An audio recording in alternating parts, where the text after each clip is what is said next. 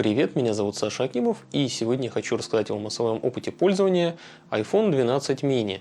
Ну и попутно поговорить вообще в целом о фотографировании на мобильные устройства. Ну и чтобы моими мыслями на этот счет поделиться полноценно, я должен начать все же издалека. Эта небольшая предыстория крайне важна для того, чтобы было более полное понимание о том, почему у меня такое отношение к мобильной фотографии, и вообще какое у меня отношение к мобильной фотографии, ну и скорее уже, я бы так сказал, к вычислительной фотографии, потому что на сегодняшний день уже искусственный интеллект занимается дорисовыванием всяческим и преображением фотографий, которые получаются с достаточно ущербных камер все же еще. Ну и вот вам, например, такая информация, что первый смартфон у меня появился лишь в 2014 году. Сам я в нем большой нужды вообще-то и не испытывал. Я тогда повсюду катался на велосипеде с фиксированной передачей, снимал на пленочную лейку, хипстерствовал как мог, и Nokia обычный кнопочный с черно-белым экранчиком там на несколько сотен пикселов, в которой была встроена змейка и фонарик,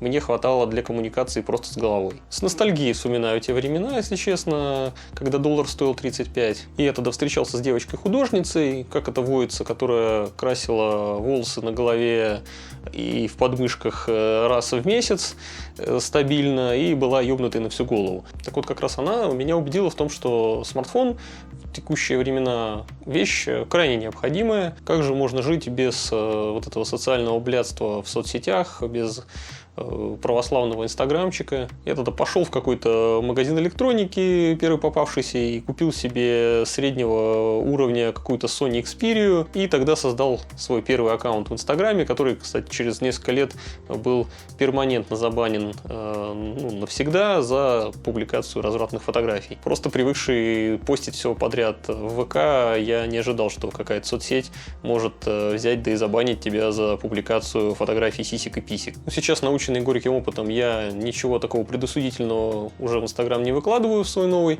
но вы все равно на него подпишитесь. Через несколько лет я какое-то время попользовался одолженным у своей подруги iPhone 5s, и iOS, хоть и показалось мне немного куцей и такой рассчитанный на умственно отсталых, чутка, я в целом большого отторжения не испытал от пользования айфоном. Ну, типа, просто какой-то урезанный, кастрированный по функционалу телефончик. Ну, в соцсети заходит, звонит, что еще нужно. Правда, iPhone 5s снимал не сильно лучше, чем Xperia моя, дико лагающая уже к тому моменту, возможно, даже хуже. А тогда как раз настали времена, когда смартфоны уже начали фотографировать не хуже, чем обычные такие мыльницы домашние. Но меня такое качество снимков, конечно же, не устраивало, поэтому на самом деле фотки с самих смартфонов я редко выкладывал вообще когда-либо в соцсети. Как правило, я все-таки заливал фотографии с полноценных фотоаппаратов. Ну, да, пускай они там все равно пережатые были 100 раз алгоритмами, но они все равно выглядели лучше явно, чем то, что выдавали смартфоны тех лет. Вскоре я таки решился на покупку нового телефона, но денег много я на это дело тратить особо не хотел, да и денег у меня и не было, как и сейчас нет. Поэтому выбор мой пал на новый китайский бренд, который за скромную достаточно цену предлагал вполне такие вменяемые характеристики. Это бренд, естественно, Xiaomi. Как в простонародье говорится, Xiaomi это топ за свои деньги. И взял тогда Xiaomi Redmi Note 4 Pro. Там был вполне приличный IPS экран с Full HD разрешением, и сенсор у камеры стоял соневский на 13 мегапикселов. Даже сейчас, если взять этот телефон и пофоткать на него, в принципе, картинка с него выглядит пристойно. Ничего супер плохого про них сказать не могу. Да и батарея на 4000 мАч внушала оптимизм. Хотя из-за достаточно ущербного процессора от компании Mediatek, фигового отведения тепла и из-за того, что оболочка MIUI тогда была достаточно кривая, в принципе, она и сейчас, мне кажется, достаточно кривая, телефон разряжался очень быстро, заряд свой держал паршиво и еще и грелся знатно при использовании. При этом экран, так как был IPS, он тоже съедал заряда немалое количество. Процессор перегревался в каких-то совершенно рутинных вещах. То есть, если даже слишком долго ленту, там, не знаю, скроллил, у тебя мог нагреться телефон в руках там градусов до 40.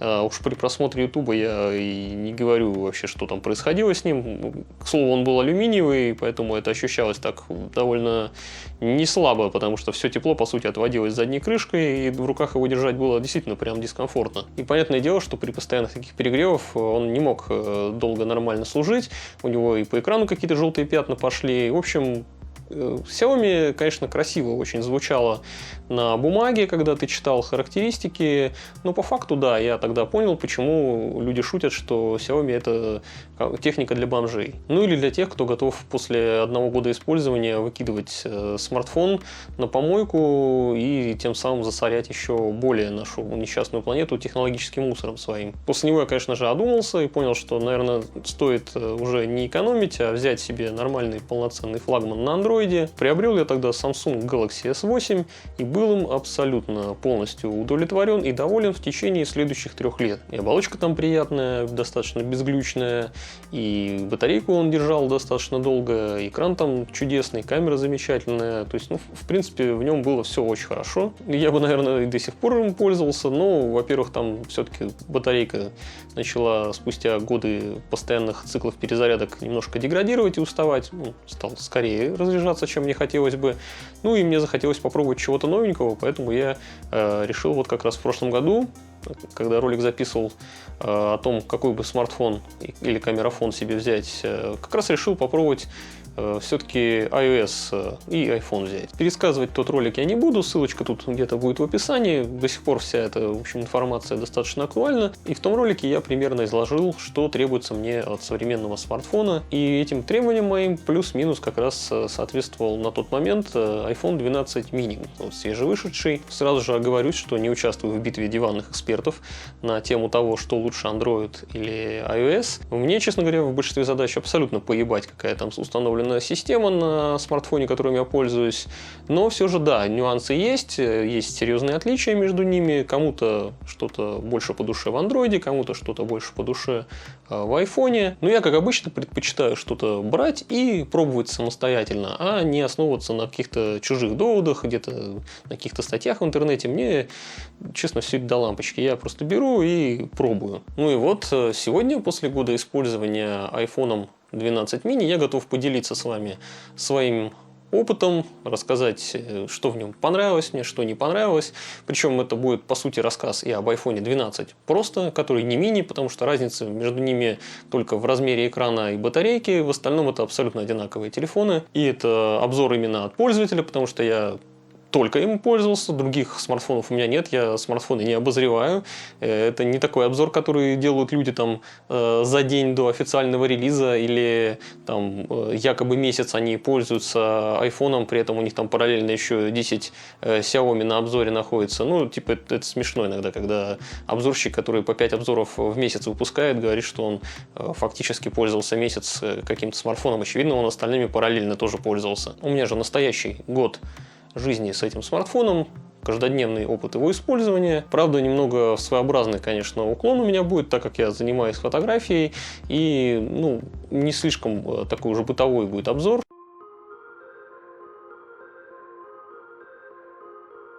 Ну что ж, как обычно, начнем с внешнего вида и материалов. Рамка в данном случае здесь сделана из алюминия. У Pro версии и Pro Max, насколько я понимаю, сделана эта рамочка из стали медицинской. Алюминий, естественно, помягче, более хрупкий материал, но, не знаю, я ничего против алюминия не имею. Задняя крышечка, как и у всех флагманских более-менее телефонов, сделана из стекла, хотя, честно говоря, мне все равно, из чего она была бы сделана, хоть из пластмассы. Ну, типа, она никакой роли не играет, только для того, чтобы показать некий такой премиальный статус, ее делают из стекла Gorilla Glass. Но это очень скучно. Вот я помню, как был в свое время такой телефон LG G4. LG, к сожалению, кстати, перестали вообще телефоны делать в этом году, насколько я помню. Вот у них в LG G4 была прикольная такая задумка. Задняя стеночка могла меняться, и по умолчанию там, как правило, была вообще кожаная. Спереди экран, он покрыт не обычным стеклом, а таким нано-керамическим, керамик шилд так называемым. И якобы это покрытие более устойчиво к падениям, но проверять я это, конечно же, не буду, поэтому тут как бы у меня сразу же стекло наклеено защитное, какое-то там не самое дешевое, там за пару косарей. В принципе, я телефон никогда в жизни не ронял, я ж не криволапая курица, но на всякий случай пускай лучше будет. Все же покупкой защитных аксессуаров я не брезгую, потому как предпочитаю все-таки продавать устройство примерно в том же состоянии, в котором и сам приобретал. Вот эта площадочка с камерами, она не очень сильно выступает. На самом деле, то есть они здесь достаточно компактные, сенсоры здесь маленькие, но на столе, естественно, она ровно не дает ему лежать, телефон немножко танцует. Ну и отчасти поэтому я приобрел вот такой кожаный фирменный чехольчик, тоже с яблочком на нем. С ним и царапин на гранях легко избежать, то есть он закрывает полностью всю эту часть, и гораздо меньше шансов повредить из-за того, что вот телефон вот таким образом лежит, камеры или как-то их поцарапать, потому что они совсем не выпирают, когда у тебя чехол надет, у тебя они как бы находятся в его глубине. Чехольчик хоть и дорогущий, по-моему, он 1006 стоил, если я не ошибаюсь, но он действительно отличный, хоть он за год использования и покрылся такой вот патиной или патиной, не знаю, как правильно ударение ставить. Единственное, что в нем хреново, это то, что в нижней стороне, вот здесь вот снизу, у него здесь такие вырезы сделаны, не такая как бы полностью вырезанная часть, а конкретно дырочки под динамики и под Lightning. В общем-то, эти прорези мне дико не нравятся, так как к нему, например, пульты от дронов DJI хрен подключишь, потому что они, тупо у них сюда не входит разъем для подключения. Ну и раз уж мы сюда заглянули, у телефона, естественно, нет джека для подключения наушников. Это уже давно, в принципе, не только у iPhone, уже почти у всех телефонов нет. Здесь есть всего один разъем, это Sun и Lightning. Медленный, древний стандарт, по которому дико неудобно перебрасывать файлы. Да и заряжается телефон через него, так себе, откровенно говоря. Соответственно, это означает, что при покупке яблока вам потребуется дополнительные траты какие-то сделать. Так как, когда ты приобретаешь новенький телефон, тебе идет вот такая маленькая коробочка, а в комплекте в ней нет ни хера, кроме вот пары бумажек и скрепочки жалкой. Да, и в комплекте еще также идет такой кабелечек Lightning на Type-C. Это все. Никакого блока питания там нет. Это они обосновали тем, что хотят уберечь экологию, так как блоков питания у всех полно. Да, у меня полный дом блоков, питания, честно, очень хорошо, молодцы, подумали о том, как укомплектовать. Ну а так как разъем под Type-C у меня на корпусе компьютера находится сзади, к сожалению, спереди нет у меня на материнке вывода под него, поэтому мне пришлось еще докупить отдельно кабель с Lightning на USB Type-A. Естественно, он стоил тоже несколько косарей, потому что я решил фирменный зачем-то взять, хотя можно было и любое китайское говно взять. Разницы, я думаю, что никакой не было бы. Но приобретался данный кабель, естественно, чисто для сброса фоток или для видосиков сброса. Заряжать смартфоны я предпочитаю все-таки беспроводным способом. Так что к телефону мне пришлось еще докупить, естественно, зарядку вот эту новенькую MagSafe, вот эту кругленькую. Она, собственно, вот так вот выглядит. С этой стороны у нее Type-C разъем, сама она вот такая круглая, так на телефон накидывается, может даже на ней он болтаться, настолько хороший там магнит. То есть неплохо, это хорошо, действительно, она попадает четко в то место, где находится релешка вот эта, которая позволяет беспроводным способом заряжаться и наиболее эффективно таким образом. То есть хорошая идея, мне нравится. Конечно, пришлось прикупить еще и приличный блок питания на 20 Вт. Это максимум, какой есть у Apple. В данном случае вот такой 20-ваттничек, достаточно компактный, легенький, в то время как даже бомжатские Xiaomi просто в комплект кладут блоки на 33 Ватта, а какие-нибудь Realme вообще могут на 65 положить. Об этом, в общем, переживать все равно не стоит. В любом случае, iPhone mini заряжается максимум на скорости, на мощности, точнее, 15 Ватт. А большую часть времени он вообще только 12 Ватт максимум в себя может затянуть. Скорее всего, так сделано, чтобы сохранить жизнь батарейки. А тут она небольшая, всего лишь 2227 мАч. Так что, имейте в виду, в общем, я все это говорю к тому, что если приобретаете себе свеженький iPhone, а у вас до этого был Android и нет никакой периферии, то будьте готовы потратить еще 15-20 тысяч на всякую лабудень на защитные чехольчики, на зарядки, блоки питания и прочее. Ну и как показывает практика, батарейка даже таких скромных размеров, ее хватает на длительный срок, если система хорошо оптимизирована. Мне вот этой батареи абсолютно спокойно хватает на день. Я не такой уж активный юзер, заглядываю там в соцсети, чтобы ответить на сообщения или, может быть, там новости какие-то почитать. В игры на телефоне я не играю. Для игр где-то в дороге и прочих таких развлекух у меня есть нормальный Switch Lite. Я лучше в полноценные игры поиграю, вроде Dark Souls, например, какого-нибудь ремастера. Лучше играть в полноценные игры с нормальным управлением, с геймпадом, нежели наряжать каких-то анимешных девочек в кружевные трусики в очередной какой-то донатной дрочильне для школьников, или наоборот играть в какие-нибудь танчики там для мужичков под пивковичей. Есть пробитие. И сейчас вы смотрите на Switch, думаете, что он розовенький, но нет, он нифига не розовенький, он нормальный такой, мужицкий, коралловый цвет имеет. И тем более, что и так это не шибко удобно во что-либо играть на телефонах, даже если они здоровенные лопаты, там все равно половину экрана пальцами своими потными закрываешь, а тут еще экранчик крохотный, то есть тут прям совсем негде разместить никакие виртуальные органы управления, потому что, прям реально срамота будет. Ты будешь закрывать весь экран, ничего не будешь видеть. Еще довольно сильно выбешивало в этом телефончике то, что при зарядке в жаркую погоду, он отказывался больше 80% набирать. При каких-то жалких 35 градусах по Цельсию ему было слишком горячо. Хотя, с другой стороны, батарейка практически не скукоживается на морозе. Раньше за яблоком такой грешок водился. И благодаря аккуратной, неторопливой зарядке аккумулятор хорошо сохраняет свой ресурс. У меня он сейчас показывает 93%. За год использования, по-моему, нормально. И отчасти это, наверное, еще благодаря тому, что я позволяю ему почти полностью разрядиться иногда.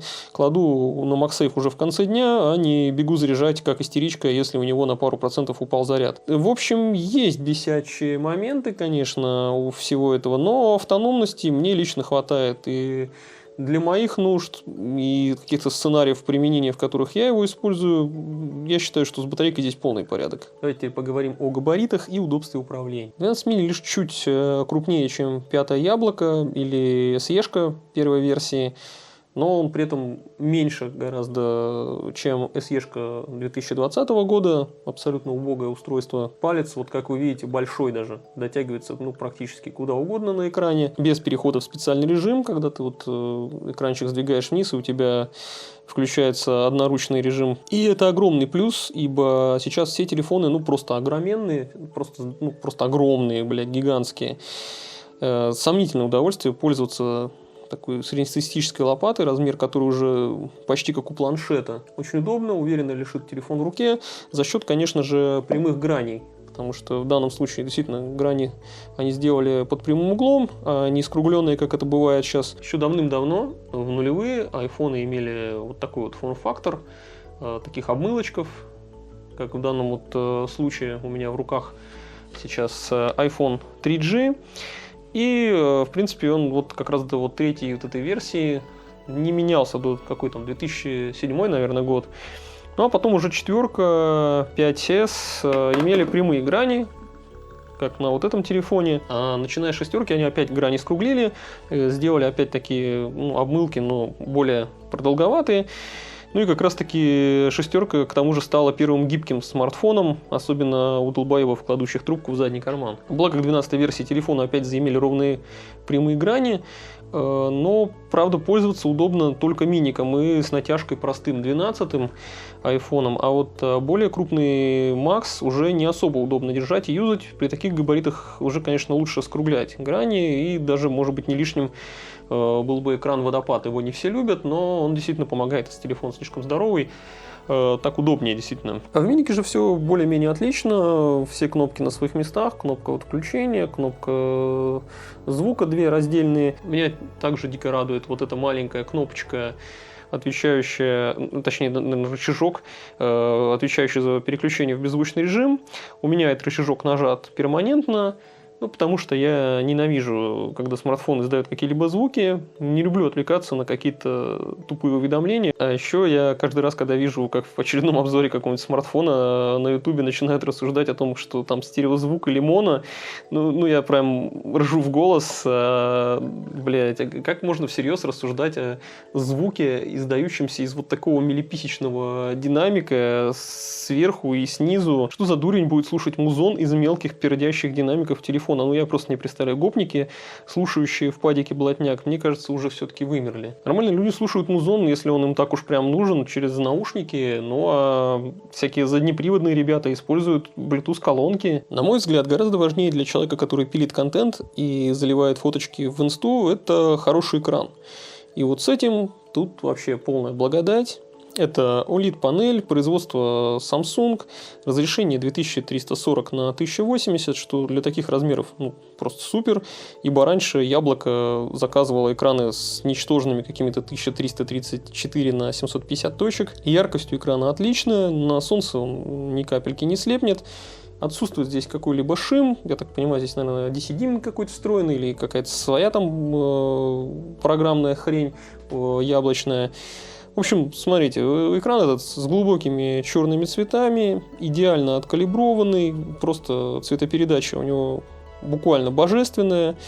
И это критически важно, чтобы фотки на всех устройствах не отличались. Я, конечно, не замерял прибором или калибратором специально качество гаммы у данного телефона, но фото выглядит ровно так, как на моем профессиональном мониторе. Инстаграм все равно все пережмет, но почему-то, кстати, яблочные алгоритмы сжатия более щадящие, чем на андроиде, что также является плюсом. Жаль только Apple почему-то не хочет сделать функцию Always on Display, то есть ты когда вот выключаешь экран, у тебя чтобы все время какая-то висела информация, часы, там, погода, я не знаю, оповещения о последних пришедших сообщениях.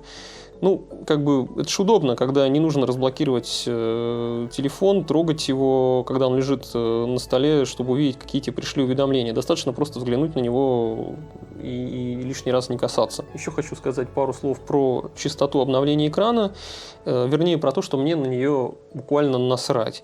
У iOS и так очень плавные анимации при любых действиях, что бы ты тут ни делал, любые какие-либо манипуляции ты там делаешь. Анимации просто сами по себе крутые, отлично оптимизированная система. Если ты какую-то ленту новостей хочешь открыть, то скроллить ее можно и в 10 FPS. Для этого 120 вообще не нужно. Ну и раз мы про игры уже завели разговор, то хотел бы уточнить, что более высокая, чем 60 кадров в секунду частота обновления оправдывала бы себя, если бы я был, например, киберкотлетой, которому важно опередить врага по реакции на несколько фреймов. То есть там стрелять или что-то такое там делать, кидать гранаты, наносить какие-то удары в файтинге или еще что-то. То есть вот здесь FPS действительно роляет, это важно, но, черт побери, я на этом телефоне смотрю мемы с котиками или вообще на статичные картинки. Я могу смотреть на это с любой частотой экрана. Мне абсолютно безразлично, есть тут 120 или нет. И гнаться за 120 FPS любому другому человеку вменяемому я не очень понимаю, зачем. Разницы, честно, в обычных сценариях применения никакой нет. Абсолютно ноль. Еще частенько будоражит умы диванных экспертов вот эта вот челочка сверху находящаяся. И сразу скажу, мне тоже абсолютно на нее похеру, она ни на что не влияет. В большинстве приложений, как вы видите, она вообще игнорируется, никак не мешает. И в ней зато стоят датчики Face ID. На этом телефоне, кроме как через Face ID или пароль, нельзя никакими способами разблокировать. Если действительно стоит полноценный 3D ToF сенсор, который реально считывает 3D-модель твоей морды, и разблокируется он мгновенно. Бесит только, что после этого необходимо еще свайпнуть вверх, что несколько замедляет процесс. Ну вот мы и добрались наконец до камер. Всем ведь известно, что флагманские телефоны обязаны делать крутые фотографии. За такие-то бабки, за которые ты за них платишь, они просто должны тебе предоставлять охеренные фотографии.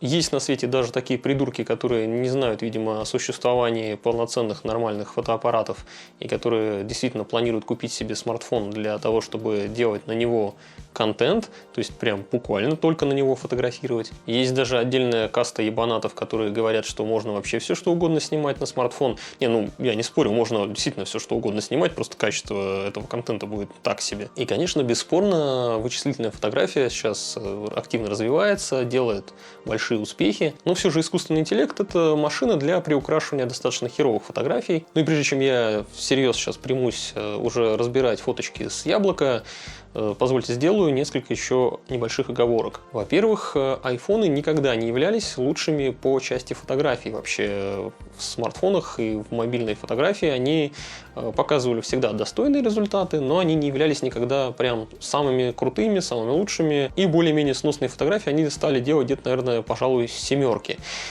Так что сразу немножко понизьте планочку, то есть, чтобы вы не думали, что там какие-то чудеса будут фантастические. Во-вторых, все, что я сейчас рассказываю про фотографию на iPhone 12 mini, относится и к фотографии на обычный iPhone 12, который полноценный не мини, потому что модули камер там абсолютно одинаковые. И в-третьих, все фотографии сделаны родным приложением, которое встроено по умолчанию в смартфоне. Естественно, включен Smart HDR, потому что, да, можно, конечно, Smart HDR выключить, но тогда картинка будет совсем дерьмовая, потому что матричка крохотная, ну, мы сейчас до этого еще дойдем. И если фотографии обрабатывались, то обрабатывались только тем софтом, который предусмотрен по умолчанию в самом смартфоне. Я все-таки обозреваю яблоко, а не сторонние приложения. Про сторонние приложухи для обработки фотографий я могу сделать отдельное видео, если захотите, можете мне про это в комментариях написать, я тогда обязательно откликнусь и сделаю. Все фотки, конечно же, сразу делаются в сжатых форматах, это HEIC или JPEG на выбор. Я выбрал JPEG для наибольшей совместимости, потому что в итоге его проще куда-либо заливать. Никакого вам просто RAW или Apple Pro RAW здесь недоступно, только на Pro Max есть возможность поковырять Apple-ский RAW. Каких-то невероятных технических чудес от камеры можно не ожидать. Здесь она такая же, как в iPhone 11. Матрица вот это вот основной широкоугольный абсолютно идентично, 12 мегапикселов, 1 на 2.55. Разница только в светосиле оптики. Было f1.8, стало f1.6. Эквивалентное фокусное расстояние у этой камеры 26 мм.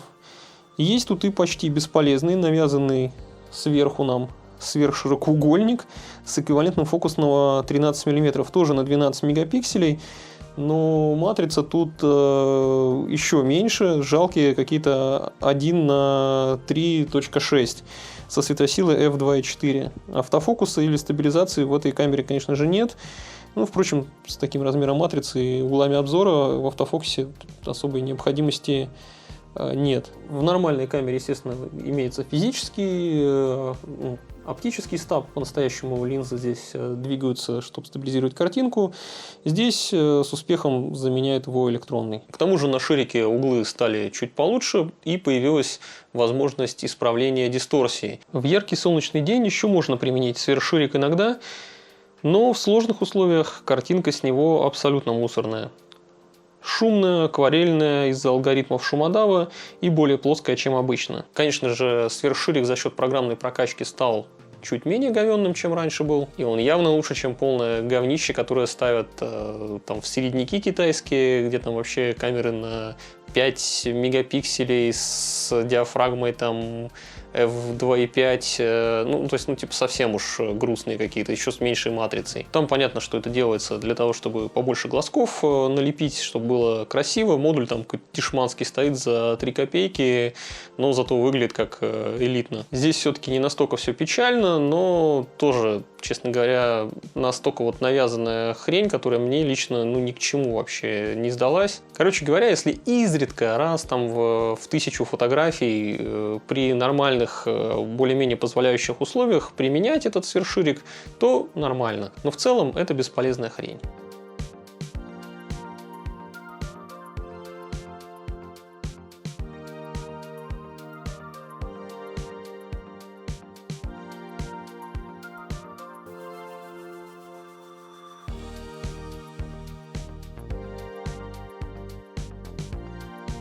Так что говорить мы здесь будем только про основную камеру. Да, тут тоже сенсор не блещет, он даже меньше, чем у самой обоссанной мыльницы древней.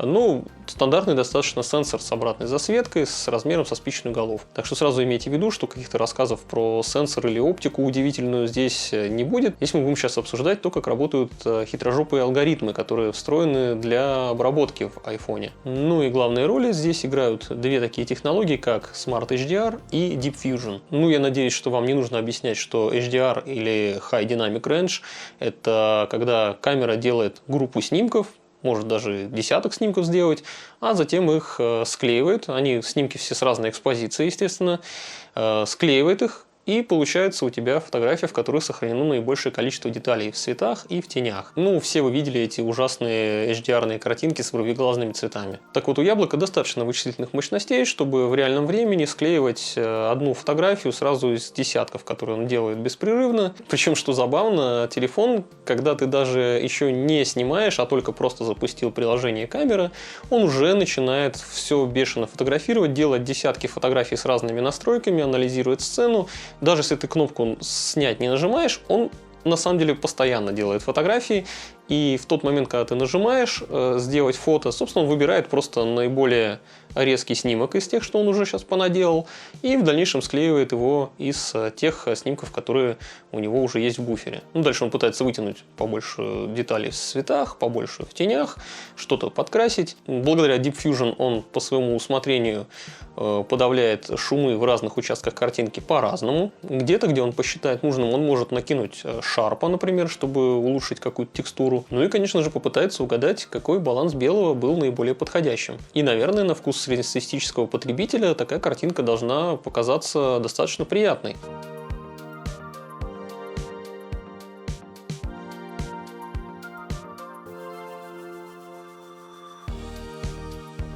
Но алгоритмы Smart HDR тупые. Я уж не знаю, на чем их натаскивали или что скармливали этим нейронным сетям для анализа, но с балансом белого Яблоко не угадывает почти никогда. Примерно, наверное, 80% снимков требует обязательно всегда доработки. И ты не всегда можешь нормально исправить в родном приложении картинку, потому что смартфон из-за Deep Fusion, опять же, он делит картинку на разные части, и что-то он любит подкрасить совершенно иначе. И для этого потребуется тебе какую-то маску рисовать, чтобы исправить тот участок. В общем, слишком он много думает за тебя. Например, наиболее частый его косяк – это то, что он на небо накидывает синевы. То есть ты, например, снимаешь фотографию, где у тебя максимально какое-то серое или белое небо заполненное облаками, никакой синевы там и в помине нет. Оно серое, просто прям вот максимально как ЧБ практически у тебя. Ну, он берет и его какой-то синей краской подкрашивает.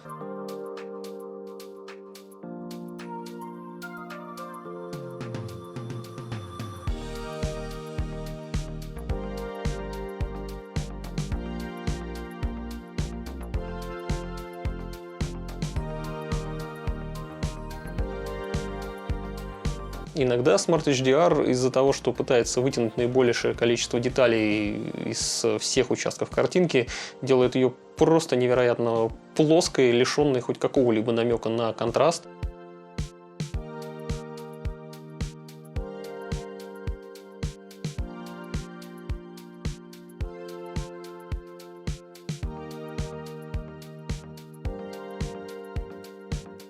Хотя изредка у него все же случаются какие-то просветления, и камера действительно понимает, где ей накинуть алгоритмами побольше шарпа, где какие цвета указать и так далее. То есть, ну, некоторые пейзажи у меня действительно у нее получались неплохие.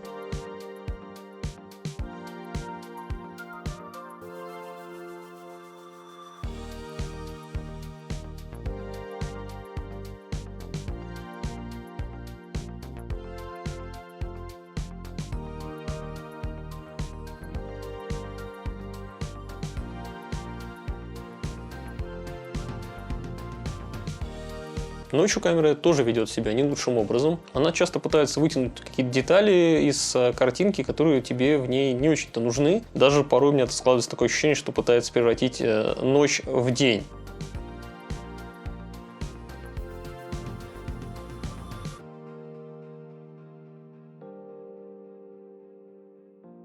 Ночной режим, причем на камере, включается автоматически, когда она анализирует сцену, и чтобы его выключить, надо отдельно нажать на его отключение. То есть, каждый раз это делать, это напрягает. Но если все же попробовать немножко настроить, вот здесь вот можно экспо-коррекцию хотя бы, да, поменять, то да, наверное, можно чего-то получше добиться. Впрочем, других настроек в приложении камеры и нет. Ни выдержки, ни ISO, ни баланса белого тебе самостоятельно поменять не дозволено.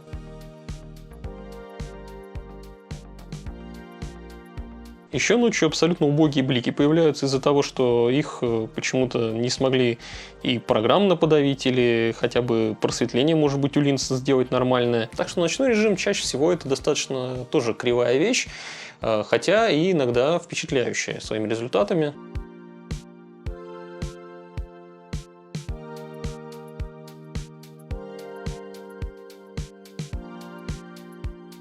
И чаще всего я его применял скорее даже не ночью, а для того, чтобы подсветить какое-нибудь темное помещение, но не включать при этом фонарик.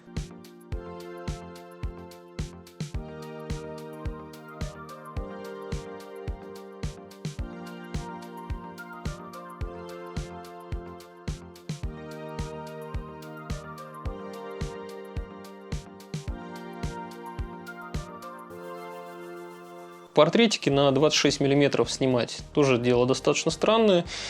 Но тут есть портретный режим, в который я заглянул один раз, чисто ради теста. Фальшивую бокешку он делает так себе, очень какую-то неправдоподобную, да и вырезает не идеально. Маски искусственный интеллект пытается, конечно, рисовать, но никакое машинное обучение не может заменить руку человека.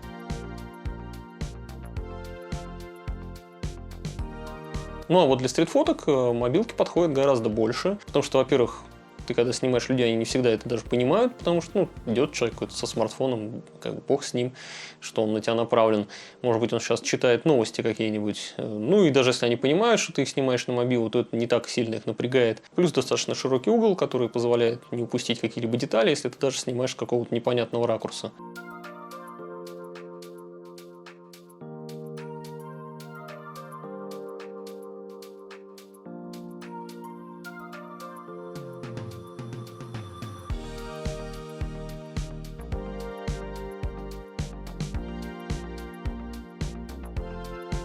Но относительно маленькая матрица все же позволяет довольно близко фокусироваться. Такая, около макро, оно, конечно, доступно смартфону, но часто при слишком близкой фокусировке автофокус серьезно начинает тупить. Хотя, казалось бы, Dual Pixel по всему полю кадра, странно, почему такой тупняк наступает. В других сценариях применения он вообще-то работает идеально, мгновенно, отлично фокусируется. Но почему-то конкретно именно при близкой съемке начинает тупить.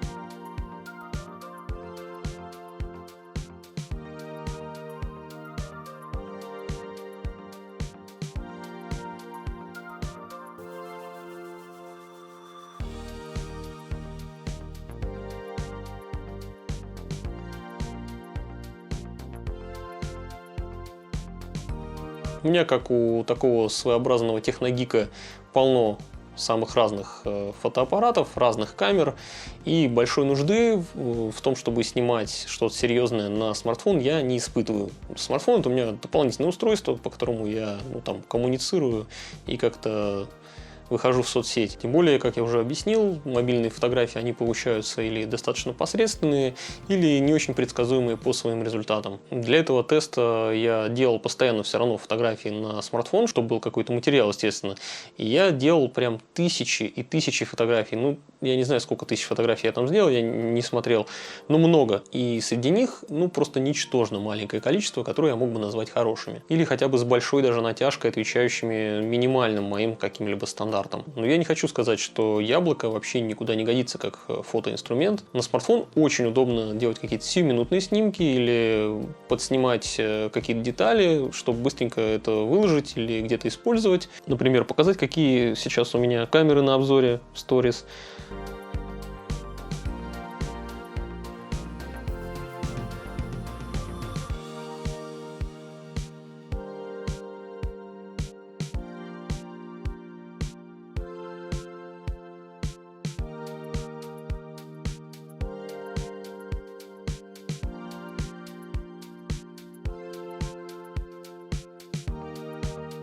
сфоткать бэкстейдж,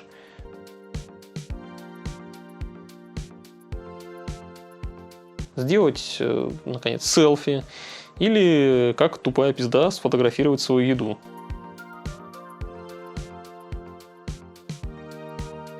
Когда я говорил про достаточное качество изображения для какого-либо подсъема, я, естественно, имел в виду также и качество видео. Потому что в этом году было действительно пара моментов, когда у меня никакого другого устройства под рукой не было, а нужно было сделать несколько кадров каких-нибудь. И iPhone показал себя с лучшей стороны. Качество видео было выше всех похвал. Ну, для того, чтобы показать, как отрабатывает стабилизация, как, в принципе, видео по качеству само по себе пишется, я соорудил такую вот конструкцию. Собственно, сюда вставляю смартфон, сюда вставляю DJI Osmo Pocket с полноценным стабилизатором камеру.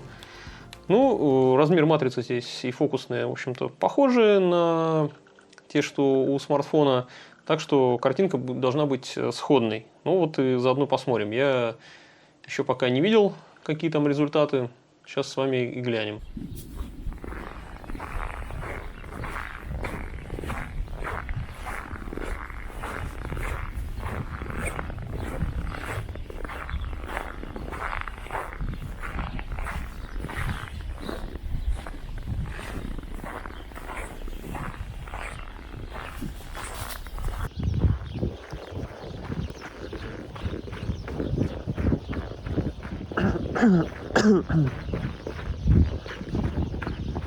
Ожидаемая стабилизация на полноценном трехосевом подвесе гораздо выше, чем на обычном смартфоне. Все-таки тут особо негде разгуляться для стабилизации. Но при этом картинка гораздо более детализированная получилась на яблоке. При всех примерно тех же самых настройках автоматических. Единственное, что яблоко сильнее промахнулось по балансу белого в холодную сторону. Картинка на DJI получилась ближе к той, которая была в реальности. Но и плюс яблоко местами шарпа накинуло побольше, чем необходимо, но в целом картинка действительно очень достойная. Пожалуй, у айфонов видео на текущий момент самое лучшее среди всех смартфонов, по крайней мере из тех, что я видел. По фоточасти не стоит ждать чего-то крышесносного от смартфонов, как бы они там ни пыжились. По умолчанию, естественно, все смартфоны, любой телефон, любая мобилка делает крайне херовые фотографии, потому что нормальные фотографии они породить просто физически не могут. А вот уже когда ты сделал хреновую фотографию, каждый производитель смартфонов уже начинает соревноваться, чьи алгоритмы лучше сделают из говна конфетку. Тут шум подавят, тут небо подкрасят, тут еще что-то сделают, тут текстуру какую-нибудь сохранят. Ну, то есть стараются как могут. Кто-то справляется лучше, а кто-то хуже, но это нельзя назвать фотографией в привычном понимании. Для меня все-таки фотография — это когда ты взял нормальную, полноценную камеру в руки, у которой есть настоящий динамический диапазон, а не накрученный HDR, у которой приличный объектив используется с хорошей резкостью, микроконтрастом, желательно, чтобы там и исправлено было оптические дефекты. Все сам настроил, диафрагму, там, выдержку, ISO, сделал максимально жирный снимок в RAW, пришел, выгрузил его, не знаю, там, в Capture One, накинул на него профиль, если там есть такой, который автоматически исправляет винитирование и хроматические аберрации, если нет, вручную сам убрал по своему вкусу, опять же. Если тебе нужны детали где-то в цветах или тенях, то ты сам руками лично накрутил столько именно, сколько тебе нужно. Я терпеть не могу доверять автоматике какие-то серьезные вещи в фотографии. И что в смартфонах достаточно тупые алгоритмы, что в фотоаппаратах они не сильно лучше. И не потому, что производители не стараются или хотят сделать что-то плохо и некачественно. Нет. Искусственный интеллект старается и делает вот все, что может, максимально. Но результат — это то, что, по мнению машины, должно понравиться среднестатистическому какому-то пользователю или какой-нибудь фокус-группе. Или же вообще он подгоняется под big data, то есть под большую какую-то выборку того, что нравится людям. И любая смарт-обработка — это попытка угодить всем, сделать какое-то такое усредненное изображение, и результат ожидаемо получается средненький. Не может алгоритм предсказать то, что я хочу сфотографировать и как я хочу сфотографировать. Но фотография — это все-таки не такая вещь, которую можно сделать сухими вычислениями, какими-то цифрами, графиками или еще чем-то. Это все-таки искусство, и мне хотелось бы делать ее самому лично ручками и самому лично ее настраивать. И это, наверное, для меня важно, но среднему человеку гораздо проще делегировать все эти действия обычному алгоритму и искусственному интеллекту. И, как я уже сказал, современный топовый смартфон, он должен полностью закрывать все нужды и хотелки какой-нибудь среднестатистической тупой пизды, которая заливает по сотне сторис в день. И яблоко с этим справляется вообще на 100%.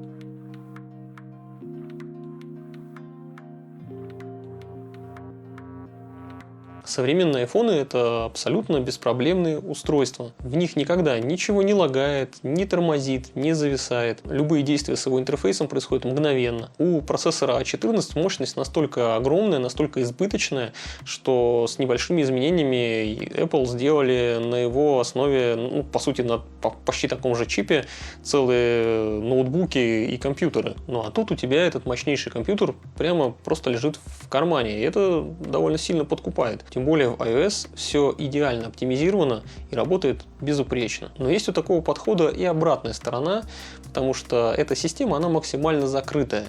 И даже, я бы сказал, чрезмерно закрытая. И так во всех соцсетях, наподобие Инстаграма, например, работает искусственный интеллект, который цензурирует контент, который можно заливать. Например, он решает, что женские соски показывать ни в коем случае нельзя, это страшный грех. Не знаю, кого они пугают или оскорбляют, ладно. Тебе также в разных соцсетях часто запрещают какие-то темы обсуждать. Темы, причем, которые затрагивать не стоит, нигде конкретно не прописаны и не упоминаются. Разве что на Ютубе более-менее ясно и четко указано, что не стоит говорить, а что можно, хотя там тоже достаточно размытые некоторые формулировки. Если ты по глупости или по недоразумению какому-то касаться начинаешь каких-то тем, ты можешь совершенно спокойно отправиться в такой теневой бан, то есть твое видео или твой контент какой-то не будут особо продвигать. Но в худшем случае ты можешь вообще быть забанен перманентно где-нибудь, как вот меня в Инстаграме забанили за публикацию нюдисов. Плюс алгоритмы решают, что будут тебе показываться в новостных лентах, в первую очередь, по твоим якобы интересам судя, хотя пытаются тебе, скорее всего, что-то еще и продвинуть. Например, тот же ютубчик на главной странице, там отображается контент, который, по мнению алгоритма, будет тебе интересен. Но не факт, что он по-настоящему тебе будет интересен. И что очень забавно, в официальных приложениях любых, которые устанавливаются на яблоко, есть еще дополнительный слой цензуры от самого яблока, потому что они не разрешают какой-либо контент показывать пользователю. Например, очень часто моя группа ВК не показывается людям с айфона, которые пытаются ее найти или там войти в нее и подписаться, потому что, почему-то алгоритм решил, что сиськи – это очень страшный грех. В том же ВК иногда бывает до смешного доходит, когда мне предлагается, там бывает такая, выскакивает, когда новости листаешь, плашечка «Рекомендуемые друзья». Смотришь на превьюшку, думаешь, не помню, знаю я, кто это такой или нет. Смотришь, вроде 20 общих друзей. Наверное, все-таки ты его можешь знать, этого человека.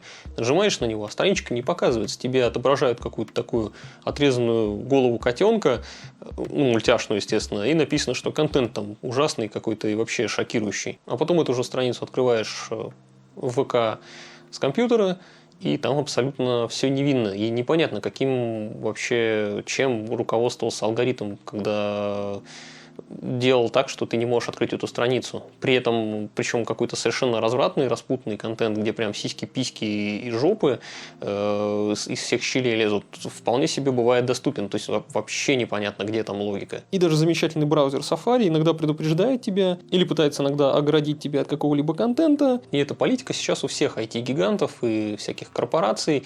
Они хотят тебе показывать только что-то хорошее и милое. И хорошее и милое, по мнению среднестатистического среднестатистического овоща какого-то. Не дай бог что-то шокирует нашего любимого пользователя. А не пошли бы вы нахуй со своей заботой? Айфончики полетели. Полетели. Да. Вот вам. Рики. Я самостоятельно хочу выбирать степень того, какой контент для меня приемлем, а какой нет. Перманентно включенный на iOS режим вот этот няньки меня совсем не устраивает. Такое ощущение, знаете, как вот ты можешь в каких-нибудь устройствах детский режим включить, чтобы дети не могли порнуху посмотреть. Вот здесь он у тебя включен просто постоянно, хотя ты не ребенок. Ну и давайте подведем итоги. iPhone 12 mini – это отличное устройство, которое должно будет служить своему пользователю просто годы. Сегодня на рынке практически любой флагман настолько избыточно крутой, что он должен, ну, как минимум быть актуальным еще лет 5. Он собран отлично, очень качественные материалы здесь применены. У него есть влагозащита IP68, ты можешь его на 6 метров на полчаса погрузить даже, то есть с ним реально можно купаться. Хотя с айфоном я, честно говоря, не рисковал. Ну, по крайней мере, дождя можно не бояться или какой-либо влаги. У него есть беспроводная зарядка, экран у него просто супер. По всем фронтам это просто замечательное устройство. Но все же для меня он оказался слишком маленьким. С желанием заиметь максимально компактное устройство я все же, пожалуй, перегнул палку. Миник отлично должен подходить все же скорее женщинам и детям, ну, кому-то, у кого достаточно маленькие лапки. Да и в целом телефон слишком уж навороченный и крутой. Здесь куча фишек, которыми я в итоге вообще не пользуюсь. Так что, пожалуй, в ближайшие пару месяцев я буду анализировать, что сейчас есть на рынке, и хотел бы взять какого-нибудь, возможно, даже китайского середнячка, потому что мне на фотовозможности, по большому счету, телефона по боку, я снимаю на полноценные фотоаппараты. Мне нужно, чтобы все-таки это была открытая достаточно система. Пожалуй, я возвращаюсь на Android. Яблоко – это здорово, но не для меня. Если так серьезно подумать, то от смартфона мне требуется просто экран побольше, ну, чтобы он желательно был все-таки AMOLED, а не IPS, и чтобы там был NFC-модуль для того, чтобы я мог производить оплату, потому что я не ношу с собой ни карточки, ни наличные таскать, это уже какой-то прошлый век для динозавров. Ну и хотелось бы нормальную оптимизированную оболочку, так что в этом плане, наверное, Xiaomi сейчас на текущий момент полностью отпадает, точно не вариант. Что ж, будем думать, как сделать красивый даунгрейд. Если у вас есть какие-то советы по этому поводу, смело пишите в комментарии. Я, возможно, это проанализирую как-то и сделаю какие-то выводы. Ну, надеюсь, этот длинный ролик был для вас чем-то полезен. Так что подписывайтесь и ставьте лайки. И пока, до новых встреч.